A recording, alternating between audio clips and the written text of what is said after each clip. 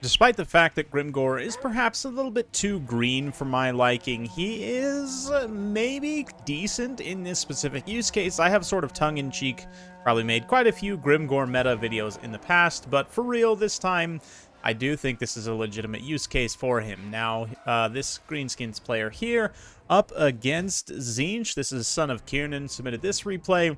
Boldly taking Grimgor against one of the stronger Monogods factions. I'd probably rank them 2 out of 4 in terms of the Monogods here. What's he up against? So we've got a Chaos Sorcerer Lord with blue fire, of course, and pink fire. Also some other spells, kind of unnecessary here. Really, you just need blue and pink.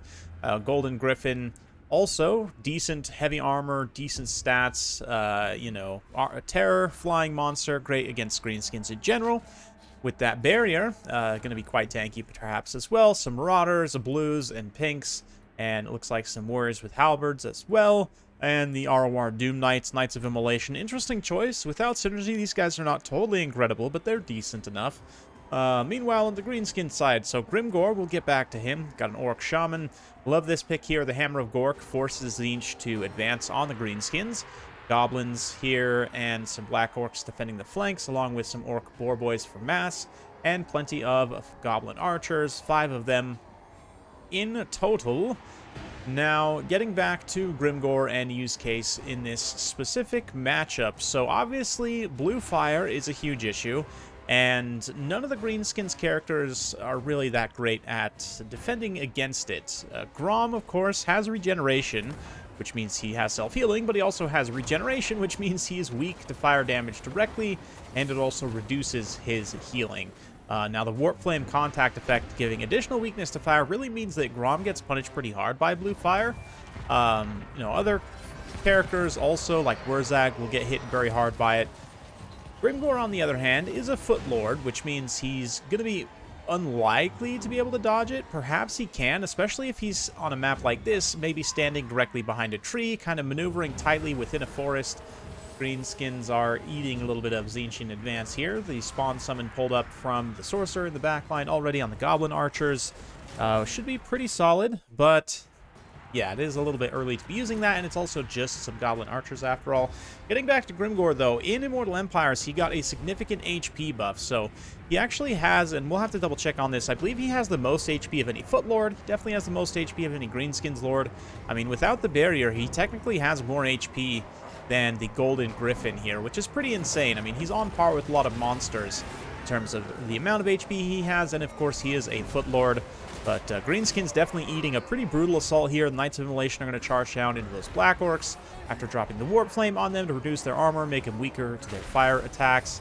Golden Griffin also piling in here, but a Giant from the Greenskins, now with more armor and missile resistance, up to 700 weapon strength, will also be able to punish that Golden Griffin very hard wherever he lands.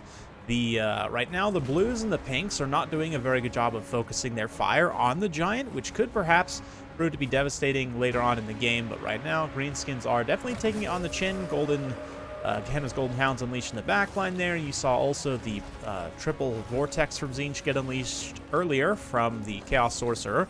Your next gets popped on him, though, as he dives into the center of the Black Orcs, and that means that obviously any Black Orcs that make contact with him are going to do a ton of damage, and especially the Giant hitting past that melee defense.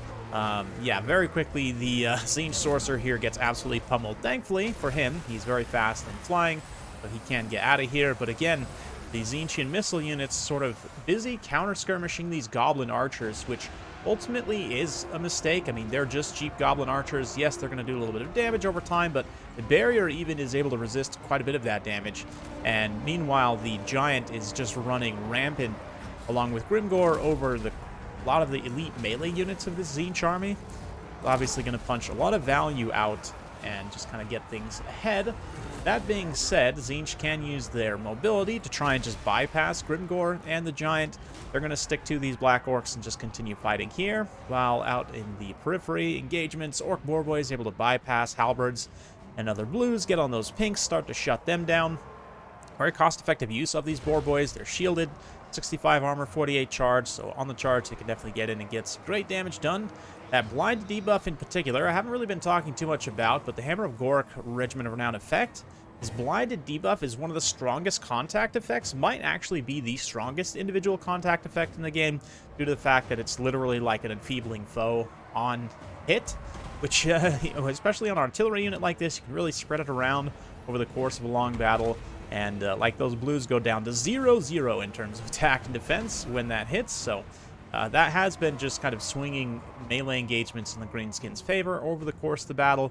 It looks like we've got some more, yeah, Vortex. I actually forget the name of that Vortex because you don't see it super often. Tzeentch's Firestorm. It's not terribly efficient, but it can get a lot of damage done if it gets good sort of dice rolls on its movement.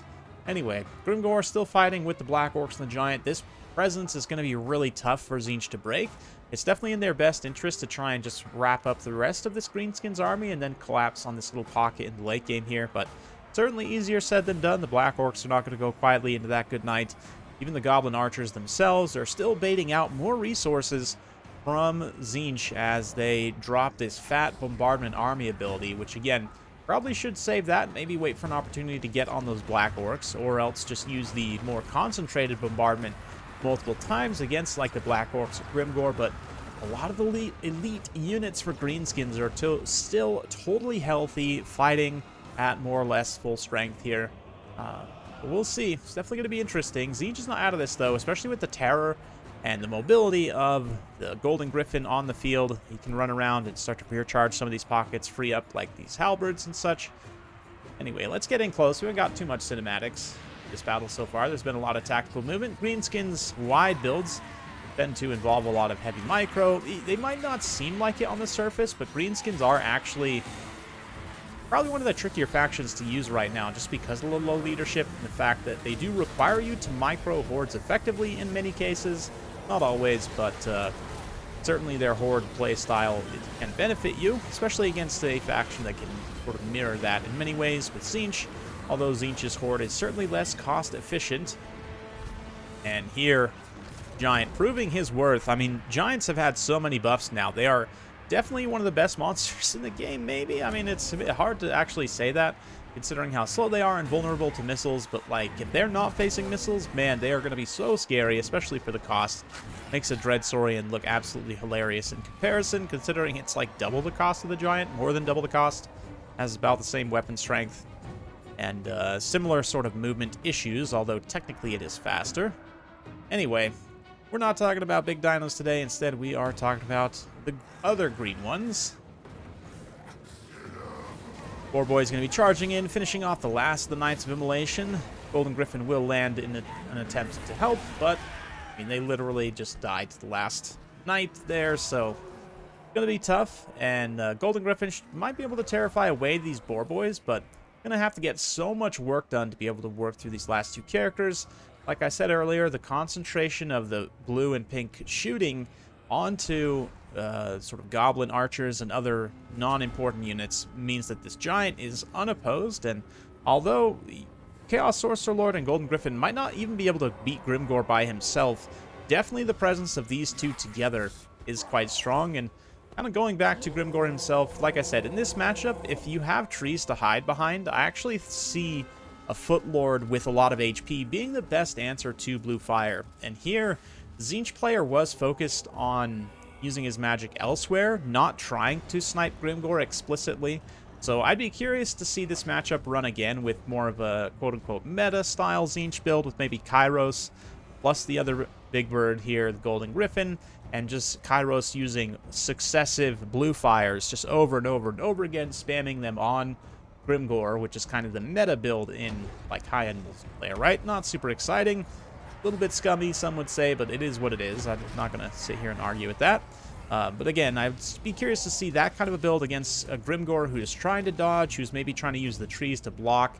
Maybe you try and use the Giant to block as well, actually, as sort of a mobile cover piece. But it'd be interesting. I don't know. Again, the fact that Grimgor has so much HP and he is a Foot Lord, he's a relatively smaller target, makes me think that perhaps he would work better, but let's see. Fast forward a little bit through this late game as Grimgor and his Boarboys attempt to finish off the last of the Tzeentchian units. He managed to shatter those warriors there. Eventually, the Golden Griffin and the Tzeentch Lord will have to come down and fight the Giants, so we'll just move towards that end inevitably. And yeah, Boar Boys catch up the Sorcerer Lord. They manage to trap him. The Giant and Grimgor just pummel him. No surprises there. And yeah, the Hammer of Gork crew somehow manages to get back in here and get online. And this is great. It's going to force the Tzeentch player into this position and prevent him. I believe this is the ladder game. Prevent him from draw kiting, perhaps. But regardless, Golden Griffin gets in here, manages to actually not rout the crew. They're going to continue shelling the Tzeentch warriors at this point. But here we go. All the Tzeentch marauders now. Golden Griffin making their final advance. Black Orcs respond with Grimgor and the Giant. Golden Griffin's going to attempt a cycle charge here, but just gets a massive mace to the back of the wings there. Oof, just hilt to the face. Nice pommel strike from the Giant. Grimgor also getting his swings in. Comes over here, decides to murder a couple of Tzeentch bros, I'm sure. Anyway. Yeah, Grimgor. 2 green, but perhaps very good. Oh, yeah, nice decapitation there of that Tzeentch warrior. Definitely had it coming. And it's nice to see this build working out okay. Again, I think Tzeentch player perhaps made a couple of mistakes here that could have swung things in the other direction. But it definitely is a build and sort of style that I would need to play a little bit more with the Greenskins. Utilizing the Hammer of Gork to draw the Tzeentch player in. Sort of focuses their target priority initially too. Like they have to choose, do I want to try and Lord Snipe? Do I want to try and shut down the artillery? I would say here, definitely, based on this battle, and again, it's a very small sample size, but probably sniping Lord would have been better. I mean, you tried to snipe the artillery, and it's still alive at this very late stage of the game, able to decisively affect the course of the battle, so probably just using all those magics against Grimgor would have been better, but it is what it is. Grimgor survives with nary a scratch, doesn't get a ton of value in and of himself, but just his presence is enough. Likewise, the Giant actually does carry a legit amount of value. Giant's probably been overbuffed, but it's fine. For now, Black Orcs also trade very well. One of the best Black Orc performances I've seen recently. So, yeah, they got quite a bit of buffs from different things. Debuffs from Grimgor also. That you're next when they're fighting an elite target, they get a nice surround. They're able to get a lot of value that way. The debuff from Hammer of Gork also helps these 2 Black Orcs perform a little bit better, since their attack and defense really isn't that spectacular, to be honest. Boar Boys also, really nice performance there. Great to see a lot of these cost-effective troops performing to their function. And the Goblin Archers, I mean, they kind of get canned a little bit, but a great distraction piece, honestly. Tactically super useful. The Golden Griffin quite able to pay for itself despite getting almost 300 kills there. Pretty impressive stuff. And the Halberd struggle, I think definitely the shooting for Tzeentch not where it needed to be. Really needed to, like as soon as you see the Giant on the field, just get all these ranged units in a single control group and just make sure you focus fire on that Giant as the soonest opportunity. As their shooting, especially with the high volume of all of these units, will damage the Giant very severely. Definitely want to be aware of that. So hopefully you guys enjoyed watching this one. If you do like this sort of content, be sure to like, subscribe, hit that bell notification. Every time I upload a new video, you'll be notified. Thanks again. We'll see you next time.